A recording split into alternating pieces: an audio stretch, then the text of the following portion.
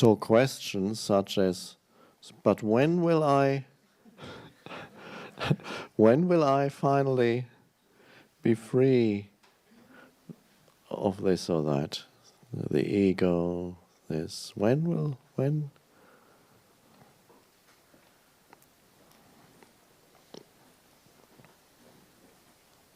You don't need that future moment. Just this is enough. You're already free now by being that which allows whatever condition is here now to be. As that, you're already free. By not losing yourself in the condition, you're free. That's freedom. And then, what condition arises doesn't really matter that much anymore. Some may be called good, some may be called bad, but also here, from that space, the spaciousness that is there once you allow the condition, you don't depend so much on the good and bad of conditions anymore. And there's a liking and the disliking of what I like, I dislike that, I like that, I dislike that. Then you can just, it is as it is. You can still do things to change conditions, that's part of it. But in the meantime, is always is. Even while you change, is. So in all, whatever it is, little things or big things. If your body is ill, now, illness is already an abstraction, is already a mental concept. So don't lose yourself, because if you lose yourself in the mental concept, I am ill, that's already a double illusion.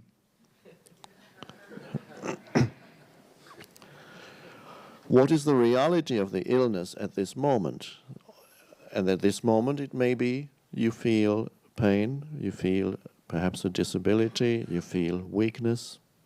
That is what is at this moment. Or it may well be that you have an abstract knowing that somebody told you that you have an illness but you can't feel it yet. That's possible too. So it would not be the reality of this moment. What is the reality of this moment, the condition of this moment, bodily, physical condition? You feel what you feel at this moment, like weak or pain or whatever it is, discomfort. That's the reality of it at this moment. And what can you do? You allow, because it is. Now that doesn't mean you cannot take any action to get better. But the primordial action is the non-action of allowing what is. And that we come again to the primary and the secondary. The primary is to allow whatever condition is here now to be as it is. Then you can seek, there may be something you can do. You may have to see someone, a doctor, a healer. You may want to change your diet. It could be that. Something may be required on the level of form also. That's secondary. But the primary is, and so any action that arises out of the primary is then present action. And you're more likely to take the right kind of action if you're present first, so the action doesn't arise out of fear or out of anger with what has happened to you, or out of depression or sadness, because it's become a story in your mind. You say, that's not fair, you become a victim, life has done something to you. These are all mental stories. Always staying with what is. What's the condition now? That's what is. And somebody who wrote a book about healing some years ago said spontaneous healing, which does happen and is much more likely, he found that out through actually experimenting and talking to people, many people. He was a doctor, or is a doctor. That those people who have accepted first were much more likely to be healed than those people who had strong. Goes very much against what our culture tells you, which makes the illness into an enemy, because it makes everything into the ego makes everything into an enemy. So you need to fight the illness, make it into an enemy. That's not how healing happens. Healing comes first with allowing, because there's some imbalance there. That's why the illness is there, and to some extent, certain imbalances may always be there as long as you live in this mad world. And so, don't fight it, don't make any condition into an enemy that includes illness. The illness is not an enemy.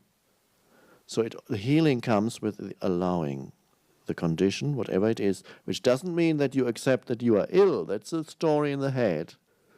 Well, I have this illness and I might as well accept it. No, that doesn't work. It's a story that you have created. Acceptance refers to the direct and immediate condition of what is, not something you tell yourself in the head. So you don't accept an illness. You realize illness is a concept. Accept this. It even happens sometimes that the concept, and the medical system doesn't know about this yet, but some people are beginning to realize it, that the very concept of certain illnesses creates many more of those illnesses, because you have a mental concept now. And so there are far more illnesses now than there were before, because we have more mental concepts of illnesses, different illnesses. And and suddenly, so many more people, you have suddenly discovered a new illness, and suddenly everybody's, not everybody, but many, it appears everywhere. Oh, that's strange, how the mind and that are connected. It becomes more and more differentiated. It is true that some things are also new, they develop. But the more you emphasize the concept of it, the more of it you find. And of course, some have taken that to extremes. There are some religious practitioners who can totally deny the reality of illness. There are some churches, I believe, science,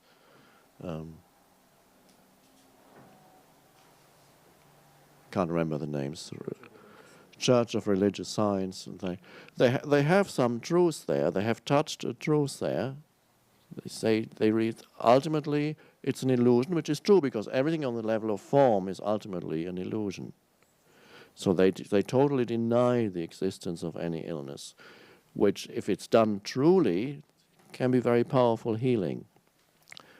I suspect that very often it remains still on the level of mind.